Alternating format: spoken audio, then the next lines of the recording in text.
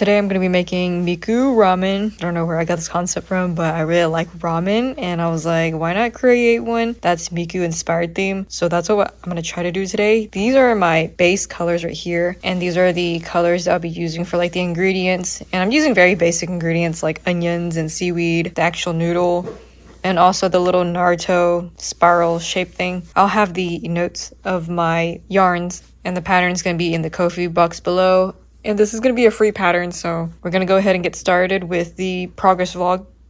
Okay, so here's like the first update for the Miku bowl. I started off with the bottom part. It's black. And then I went around. This is like the half double crochet for the turquoise. And then I'm hopefully making it into like a bowl shape. Hopefully this part eventually stands up. It's currently like a flat bowl. Be right back with the next update. Hey guys, so this is the second attempt at the bowl. I actually had to unravel the first part because it was like way too flat and I think it was getting like way too wide. So here's like the little mini bowl that I created for the ramen. It's shaped kind of weird, like it's shaped like one of those like lamp things, but I guess the size works just fine for me. Here's like what it looks like. This is where like I changed the color and I closed it off right here. So that's gonna be the back side. This is the front, and I'm gonna go ahead sew on the number 1 and then we'll get work and then we'll get started on the inside.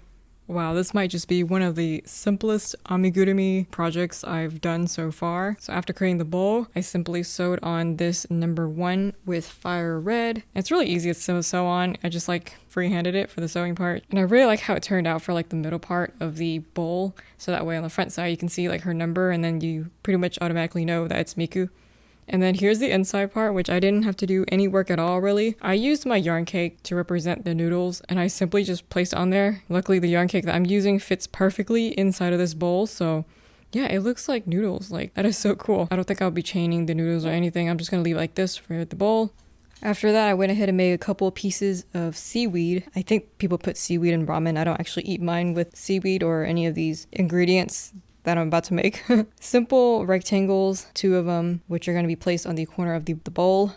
So I just finished crocheting these 3 little meat pieces. These are like little thin slices of meat. This is what it looks like. 3 of them, which will be displayed on the back side of the bowl. Then I also created these hard-boiled eggs. It's supposed to be like 2 of them cut in half. So that's like the yolk right here, and this is what it looks like. Very simple, really cool. These are little pieces of onions, although they probably don't look like onions. Here you go, just add them on. I feel like they kind of look more like little tiny beans, but that's okay. Little onions. I just made 3 pieces of them. Okay, so now I made the little Naruto maki. I think that's what it's called. I made 2 of them, and I created the white base, and then simply sewed on the pink swirly lines. So here's currently what the ramen looks like so far. These 2 are just gonna be placed right here. Something like that. And there is the ramen bowl right here. And here are like 2 little additional chopsticks that I created. I just kind of like freehanded it. So there's like not going to be like instructions on this, but here's what one of them looks like. The tip of the straw is open. I use like plastic straw, which I tried to single crochet on the black and then a little bit of the pink and then black again to represent the hair ties. There's not going to be any pigtails on this one. That's why I decided to create the chopsticks. And here is the other chopstick, which I tried to cover the bottom. It doesn't matter if you cover the bottom or not because it's going to be like inside the bowl. So I went ahead and tried to create 2 of that. I'm not even sure how you're supposed to like properly crochet on to the chopstick because I still have a little bit of trouble covering up the ends. I had to like chain 10 and then like I tried to put glue on the end and then like wrap it around, placing it down and holding the place so it could dry.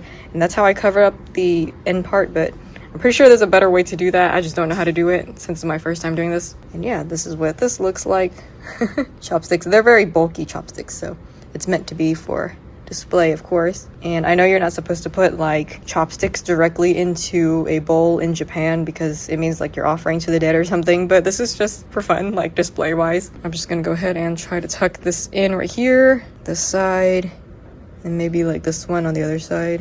There you go, you have like 2 little chopsticks in there, and then with the Naruto, and there you go. Here is my Miku ramen. Oh my gosh, it looks so cool. The chopstick makes it like a nice extra accessory. Not necessary though, but there you go. Ah, I love it. What do you guys think? There you have it. All the notes will be in the description box below. And thank you guys so much for watching. I'll be back with another video soon.